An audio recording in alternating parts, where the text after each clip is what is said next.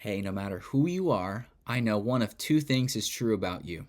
Either you're in a season of suffering currently, or you're going to be in a season of suffering in the future. There's no escaping it. Suffering is going to come for us all.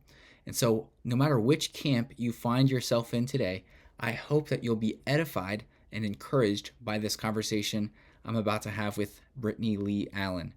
Brittany Lee Allen gets really transparent and vulnerable, and most of all, she shares the good news of the gospel of Jesus Christ for those who are suffering. And so, whether this episode is for you in the current season you're in, or whether you're going to send this to someone who is in a season of suffering so they can be comforted, I hope this conversation will be encouraging and edifying to you today. Hey, Walter here with Brittany Lee Allen, just to do a quick interview on her book, Lost Gifts.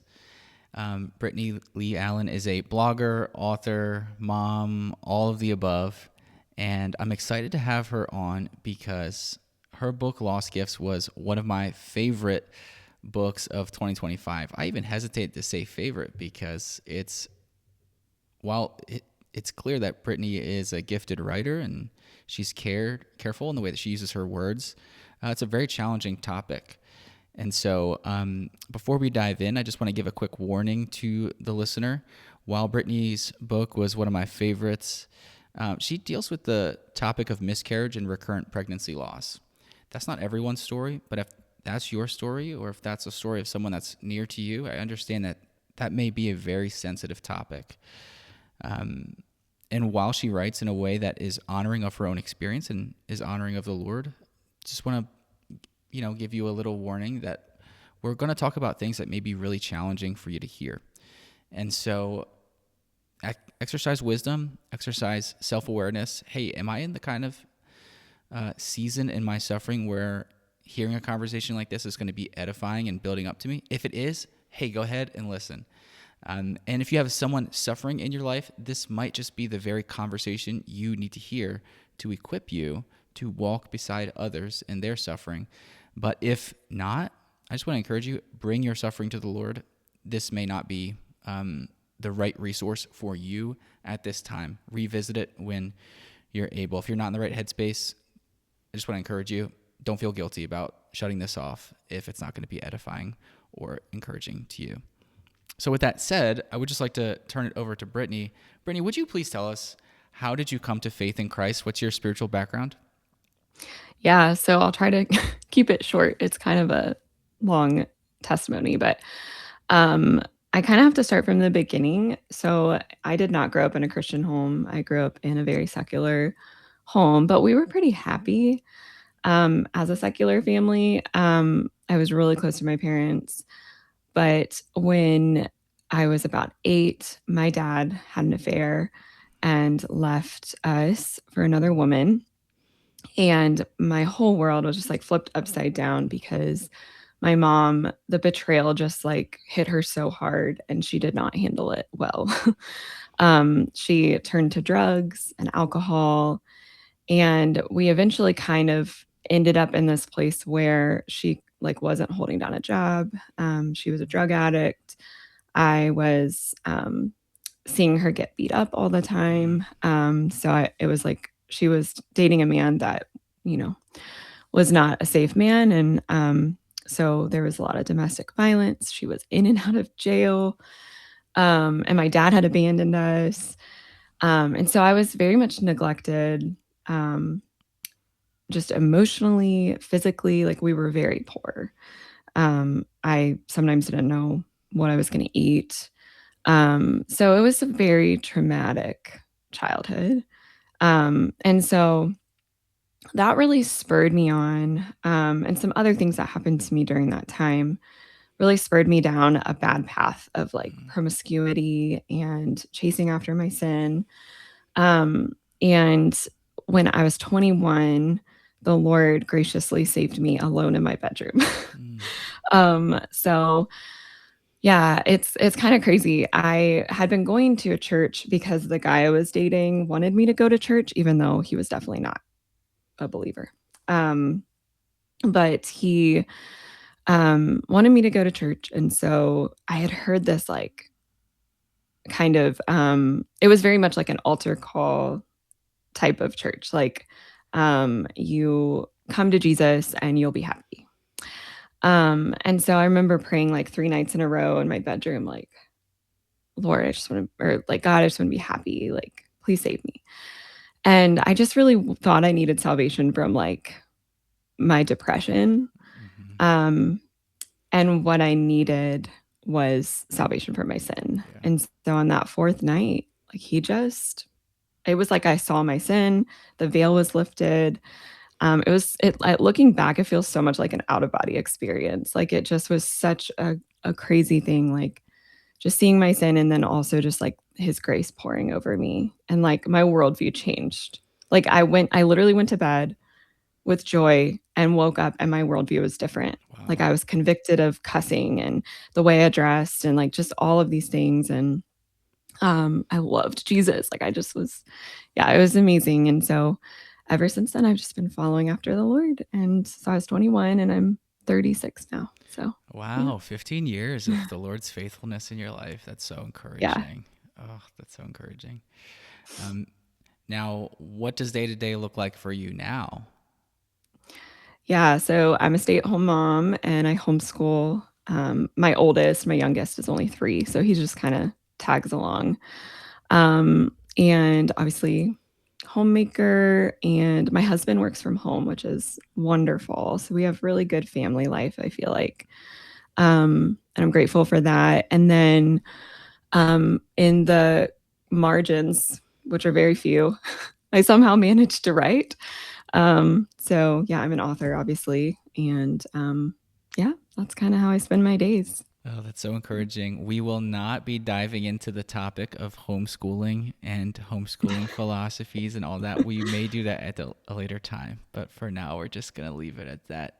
And Yeah. future people who are interested in Brittany Lee Allen's homeschooling methods can go ahead and contact her and talk about that. But now I'd like to transition a little bit into talking about your book and your work. To the extent that you'd like to, it's very clear to anyone reading your book that Lost Gifts comes from a place of personal experience. Like so much of that book is based on your testimony and your suffering and the Lord meeting you in your suffering and others' role in your suffering and your comforting as well.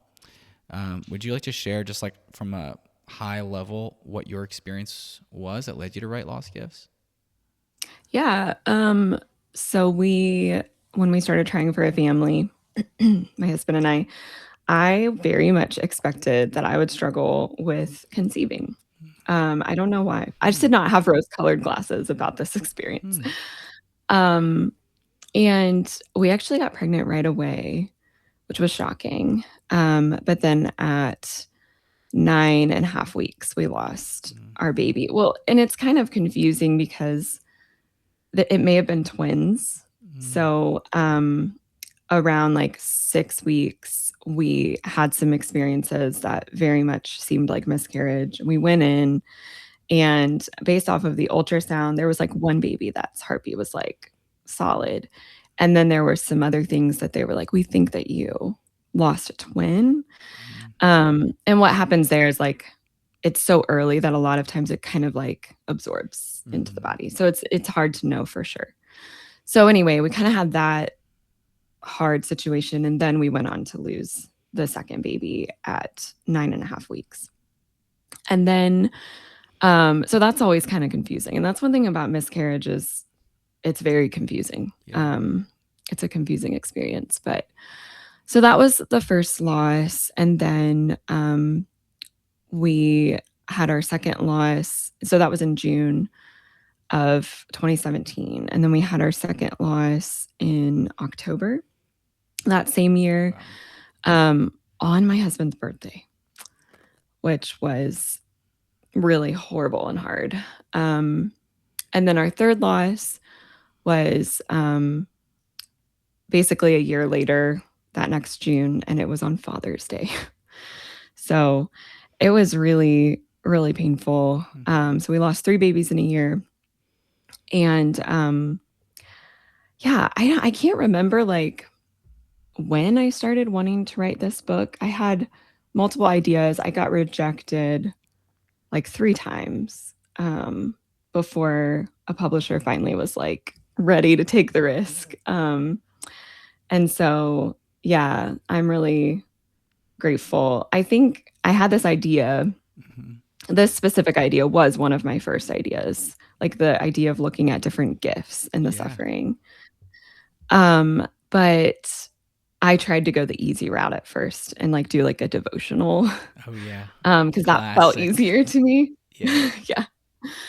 And I think the Lord was like, "No, like, I want you to do this one." And so, seems like when it was the time, it just worked out. So, Yeah, I yeah. think it's so much better being the way it is than if it was a devotional. As helpful as devotionals are, I think the Lord Yeah. steered this book in the right direction. So let's just say a suffering mom is opening your book for the very first time.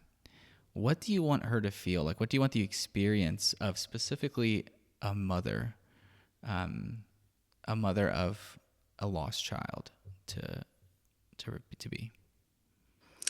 I think the main thing that I would want her to take away from the book, and also as she's reading it, is just to know that the Lord is with her and he weeps with her. Like, this is a loss that is worthy of our grief.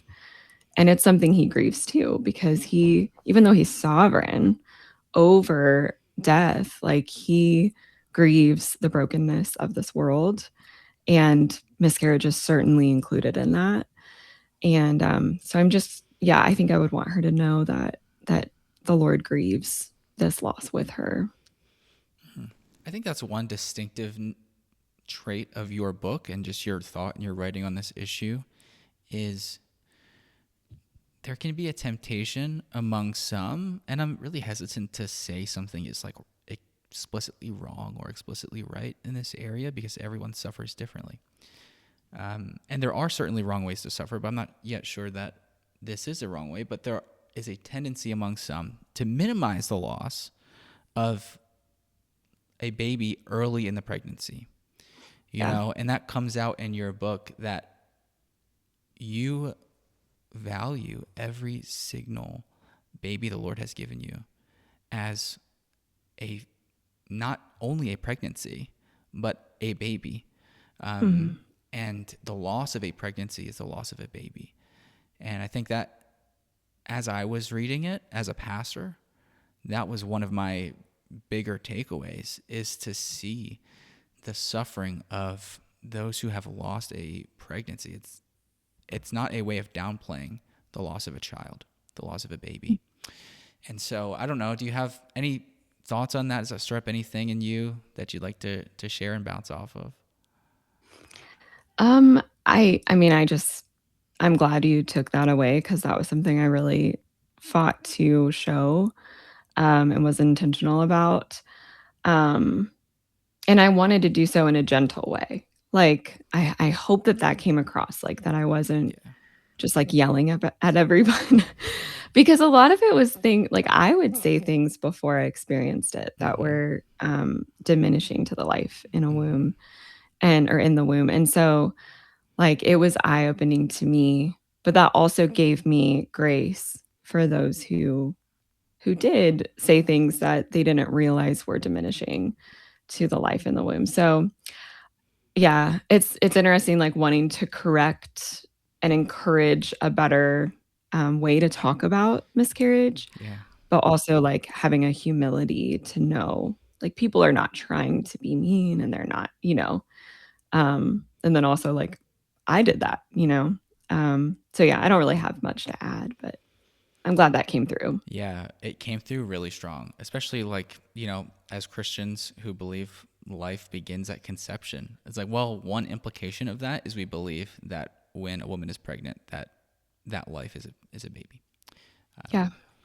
And so, yeah, that was one of my bigger takeaways and pastoral. Even as I'm like counseling men and women in our church who are suffering from miscarriage, of which there are many, the tendency to downplay even their own suffering is something that I'm constantly watching. And yeah, I'm still learning. on Yeah, me too. It's tricky because so many people just feel differently, like different levels of depth Mm-hmm. to their grief and Mm-hmm. attachment even. And so like you don't want to like if someone isn't as deeply grieved as I was, like I don't want to make them feel like they're sinning or like I don't know, it's so hard, but I do think a lot of us feel like we have to hide our grief Yes. because of the way that we talk about miscarriage. So, yeah. Mm. Let's talk a little bit about the way you are recommending that sufferers handle their grief, which is lament. Um, what are some of the roadblocks? You just mentioned people feeling like they need to hide their grief. What are some other roadblocks that you feel people or mothers might face when suffering the loss of a baby and not knowing how to lament? Yeah, I mean, I think part of it is we haven't really in our American churches, like we haven't really been taught Mm. to lament.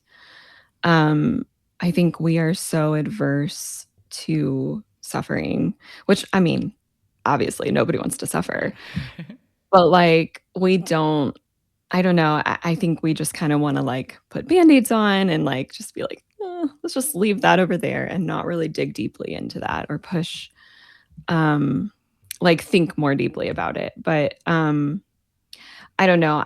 I feel like there's so much lament in the Psalms and many of those Psalms, all of them really were like prayers and songs sung to God. And so I think that that shows us that that is probably something we should be doing.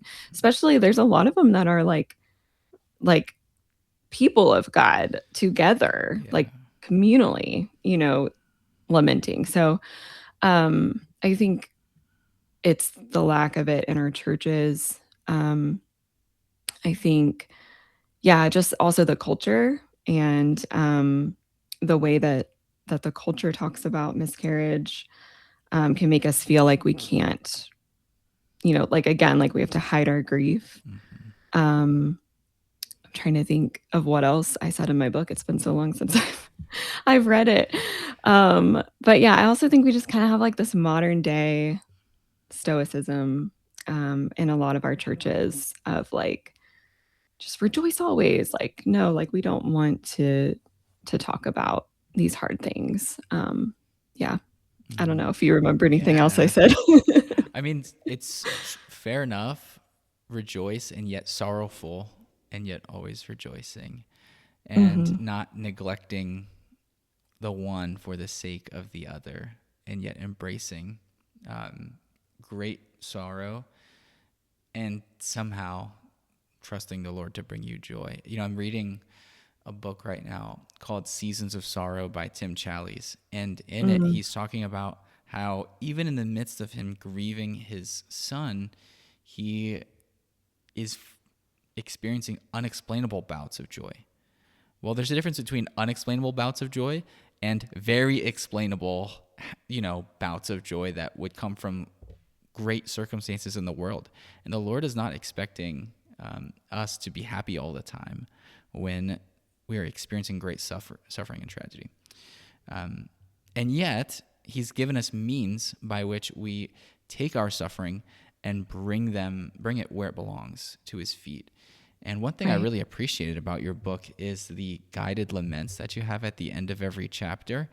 I just thought, what a wonderful tool to place in the hands of mothers and to some extent fathers who are suffering and probably too tired, too exhausted, who may not have the mind space to craft words for themselves.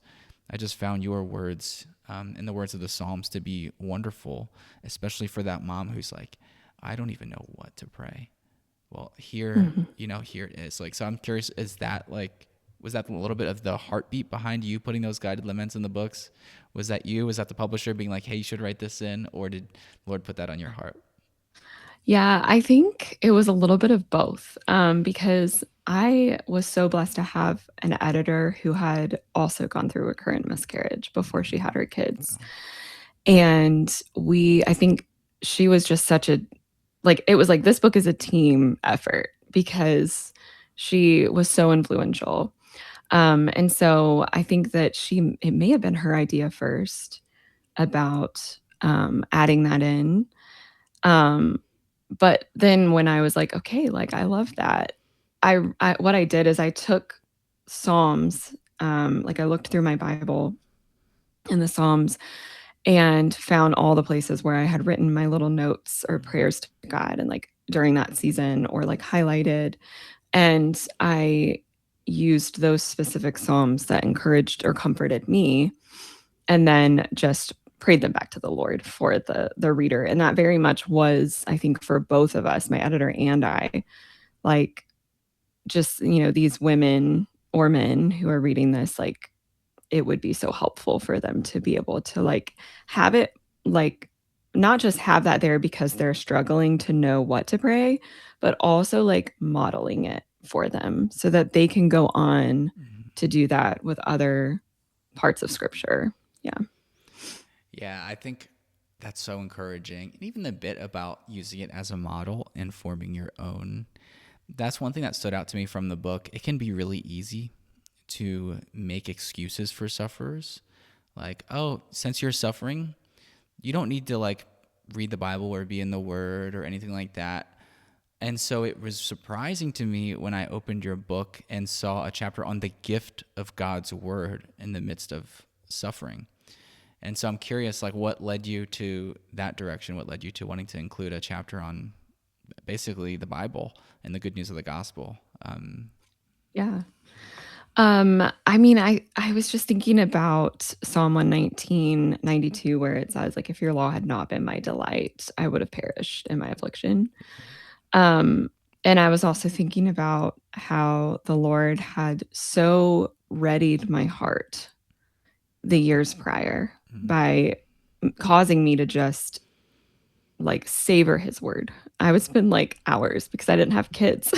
like and I was just like full-time writing at home and it just yeah, it just prepared my heart for that season. And I I just think that's so important. His word really meets us where we're at and but I also try to I know that during that season I could not do inductive study. Like Yeah. I would try and I just couldn't do it. My mind was so cloudy. And so, that also was a season of growing to realize that, like, Bible study doesn't have to look a certain way. Like, it can be a devotional, or it can be just listening to the word, or, just reading a short passage and praying. Like, sometimes you have to have a friend or your husband or whoever, like, reading it to you because you Yeah. just like, I know there were times where I was like my husband's name is Jim. I was like, I need to be in the word, and I just feel like I can't pick up my Bible right now. And he would just like read scripture with me. And so that counts. Like that's you're still in the word. And so I think that was important to put in there just so that it wouldn't guilt them, but also like to show them there are ways you can still be in the word and to encourage that.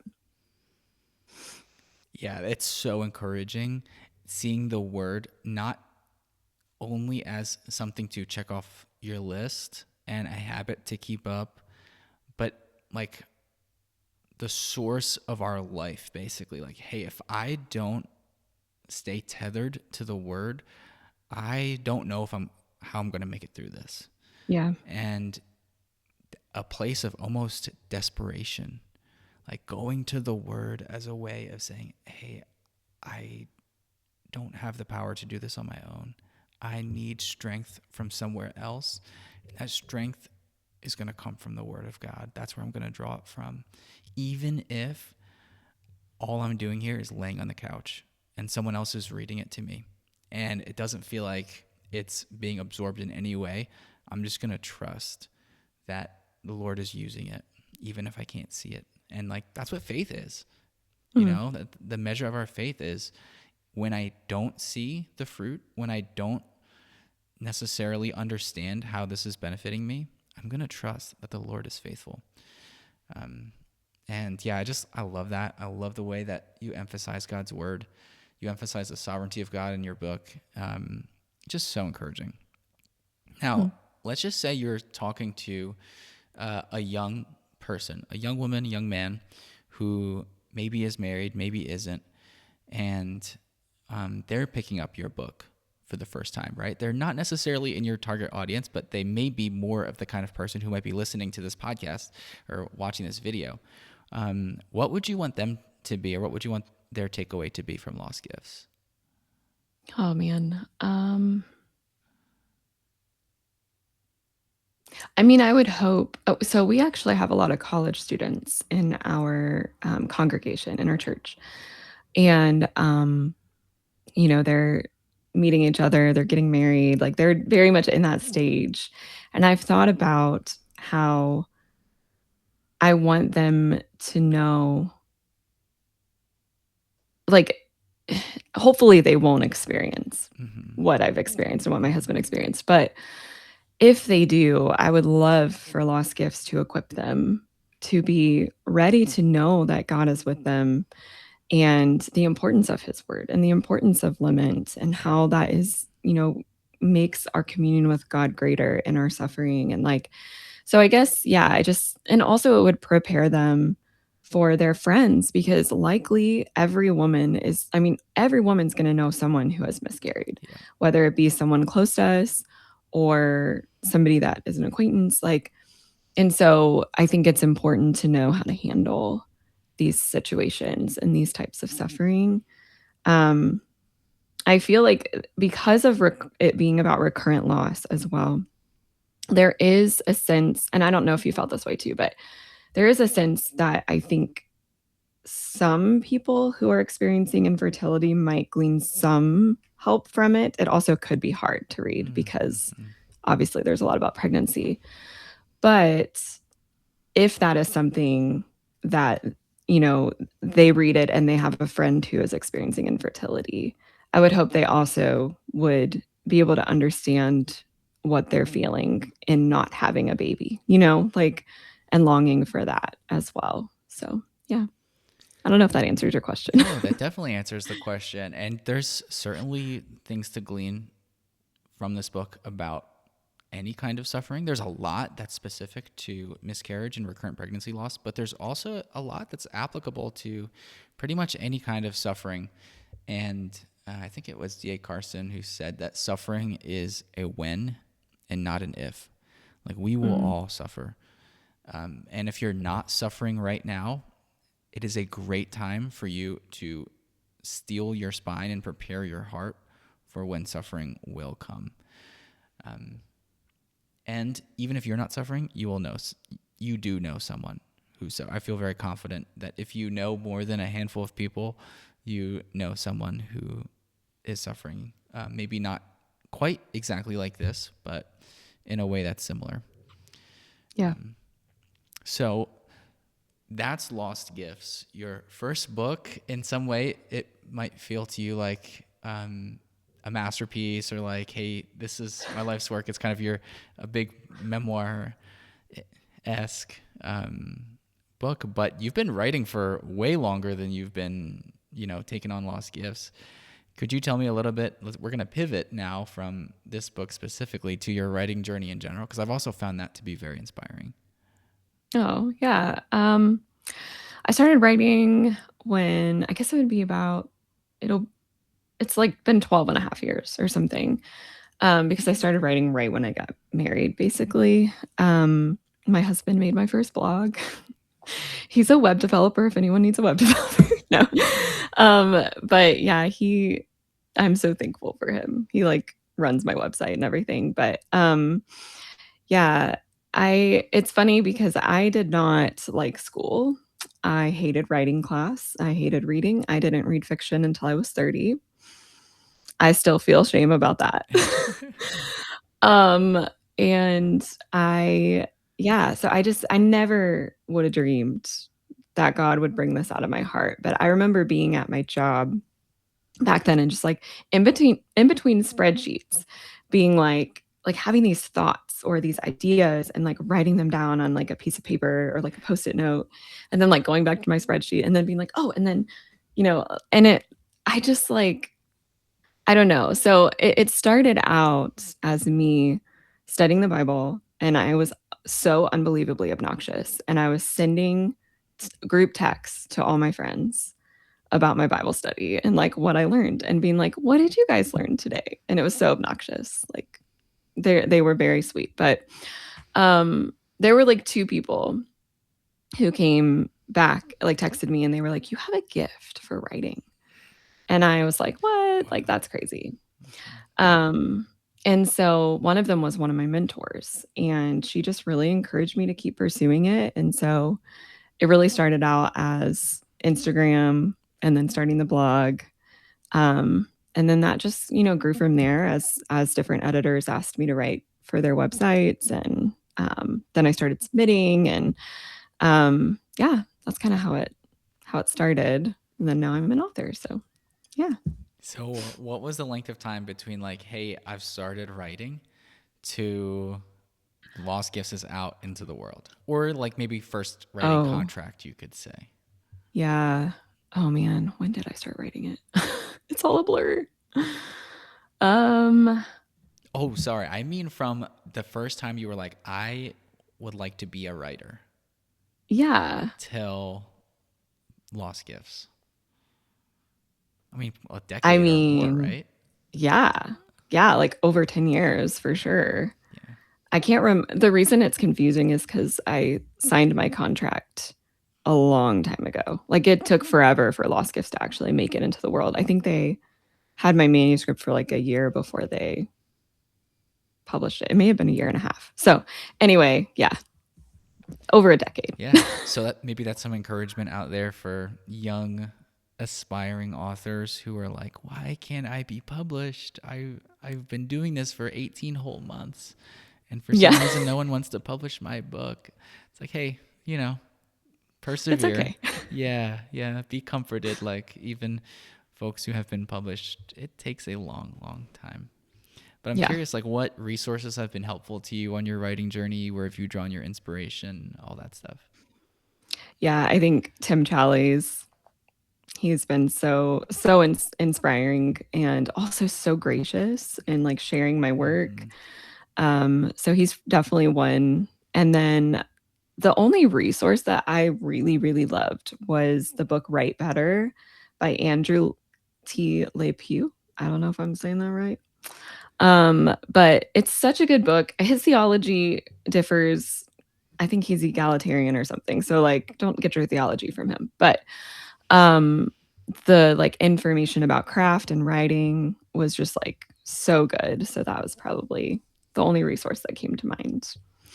Yeah, I read that book a couple years ago. I'm not sure when it came out, but Yeah. yeah, I felt similarly. I love Tim Challies, man. He's like the godfather of Christian writing and blogging, and we're all kind of like, okay, he's the gold Yeah. standard, and we're just down here in the bronze or copper level. Um, Yes, but he doesn't treat us that way, like he's just so kind. yeah, yeah. What a gift.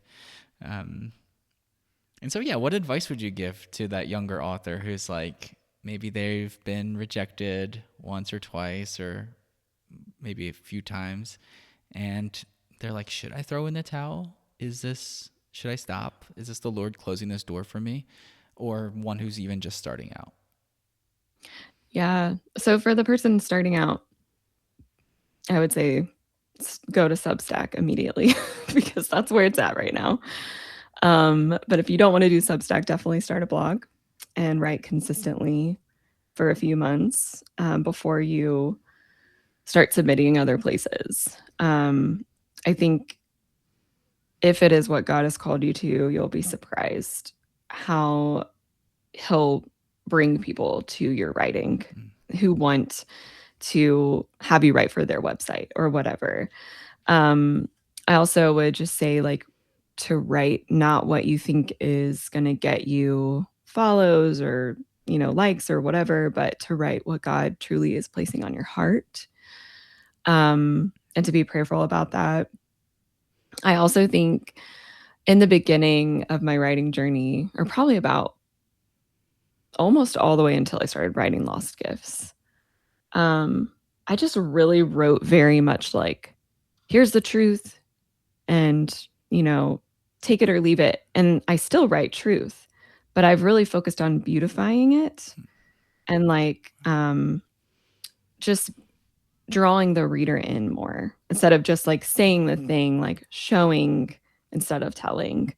And then, of course, there's times where you just say it, explicitly, but sometimes it hits more deeply if you draw the reader in with a certain like imagery or just something beautiful to think about. And so um, I think that really um, it distinguishes like a writer from a good writer. Um, like with the writers I love that I've learned from, that's the difference. Um, and then, yeah, start submitting online. And also, like, we've already kind of talked about this, but like, know that even good writers get rejected a lot. So, like, you know, your favorite writers have all been rejected, like in different ways. So, don't let that discourage you. But also, like, be prayerful because not all of us are called Yeah, to be writers. And that's right. so, um, and I don't want anybody to take that and like navel gaze forever about Hmm. like whether or not they've been called. Like, if you want to do it and you're writing truth, go for it. If you don't feel like God is calling you away from it, but just being prayerful about it as well. Um, yeah, I think that's all I have. Like maybe just also writing consistently Hmm.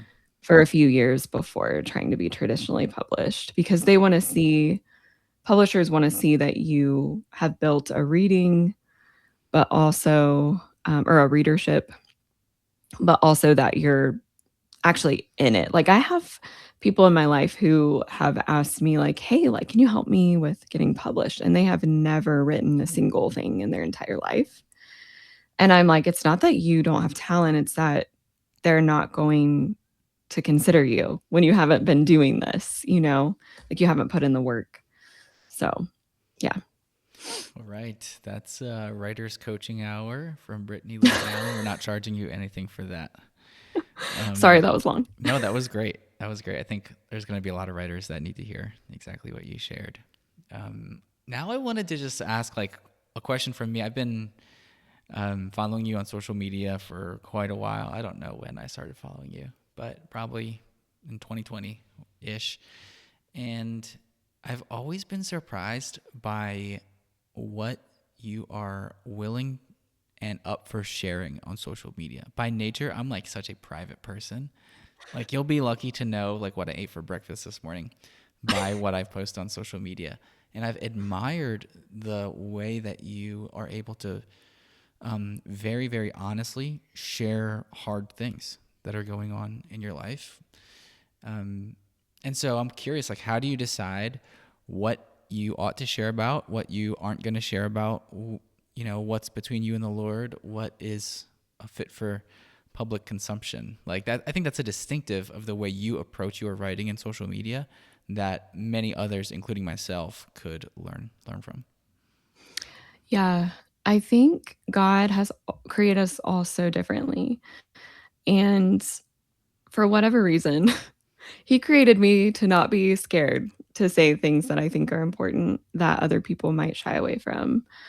Um, and he created you to be shy, and he uses that in his way, just like he would use me in my way. And so I don't think it's like, this crazy difference or anything. It's just the way God uses us. But it is intentional in the sense that I feel so compelled to share the things that I share. Mm-hmm. But there's also a lot of growth that has happened because sometimes I will just share whatever it is I'm going through in the moment as it's happening. And I think that that's why a lot of people, like as I was going through the miscarriages, were so helped and encouraged during that time, Yeah. specifically on Instagram and like on my blog. But there have been things like, so part of my story is that my husband and I experienced spiritual abuse, and Mm. we I did not share anything about that for like 3 or 4 years. Yeah. And I've still now barely scratched the surface or really shared much about it. And so there's just definitely things that you have to be prayerful about and let God work in your heart before you share.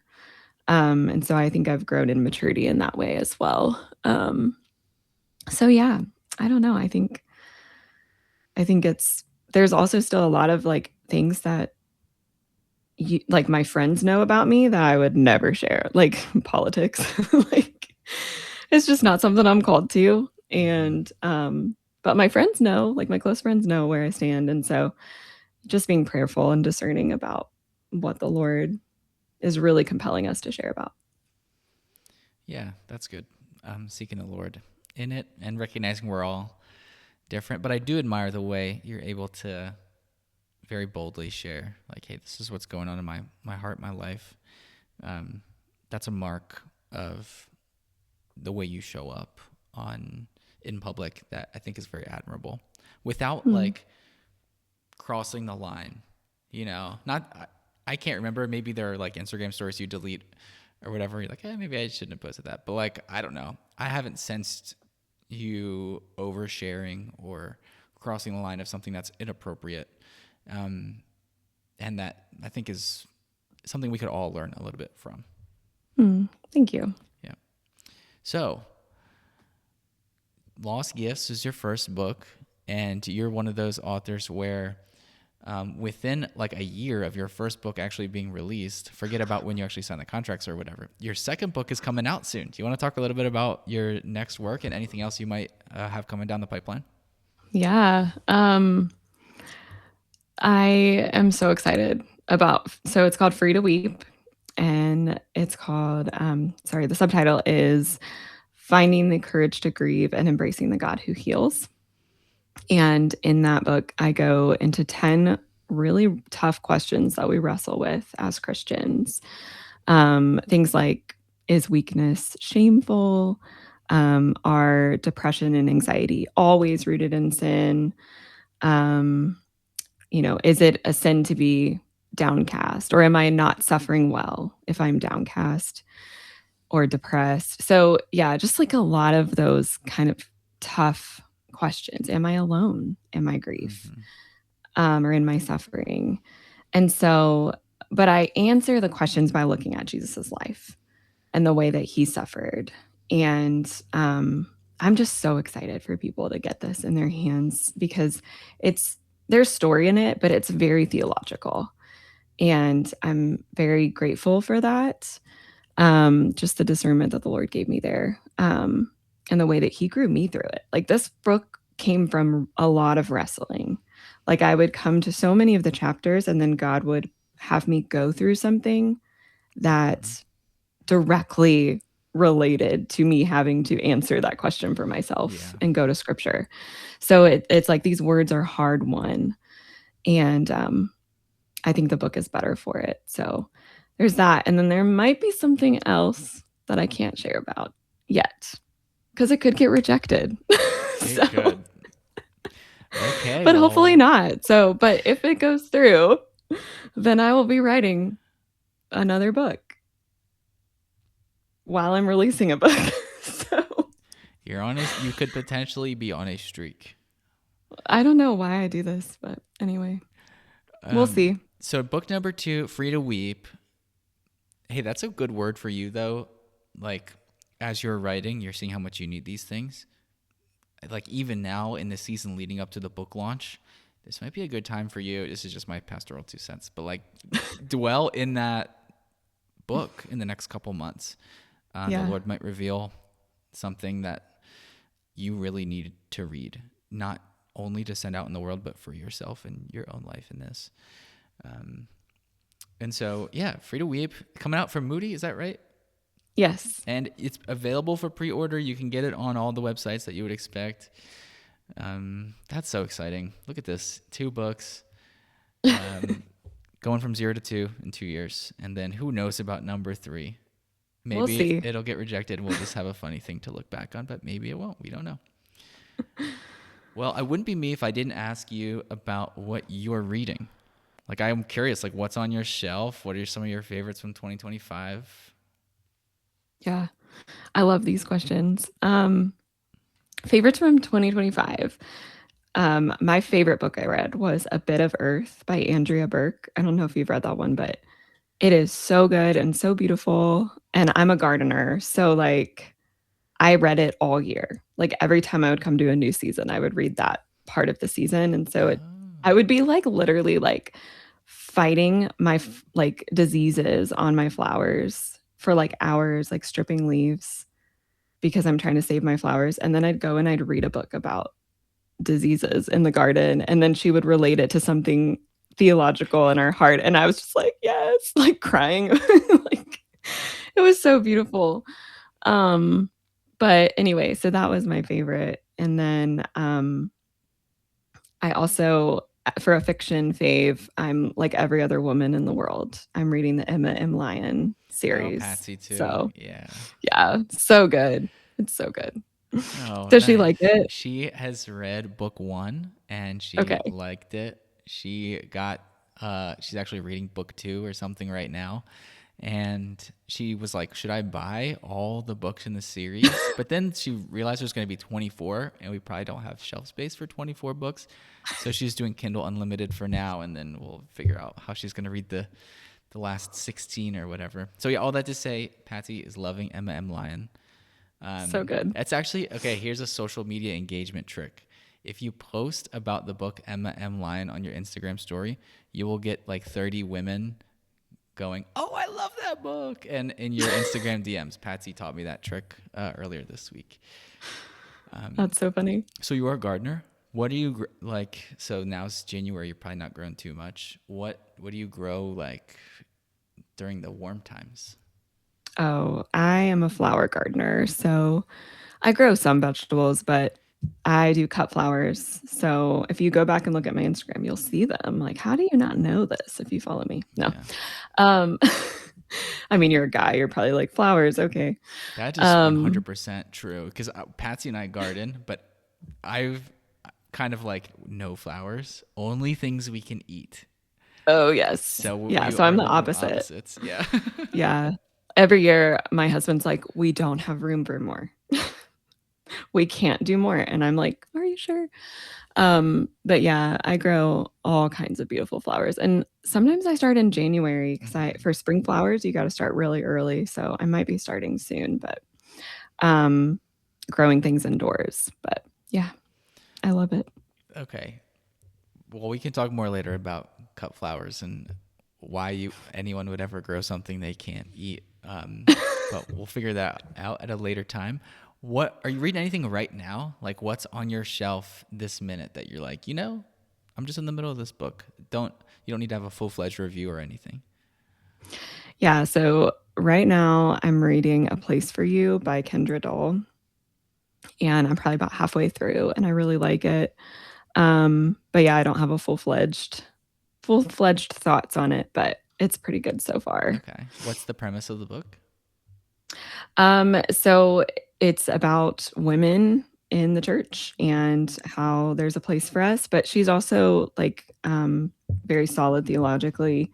And but she's also kind of taking some of those arguments that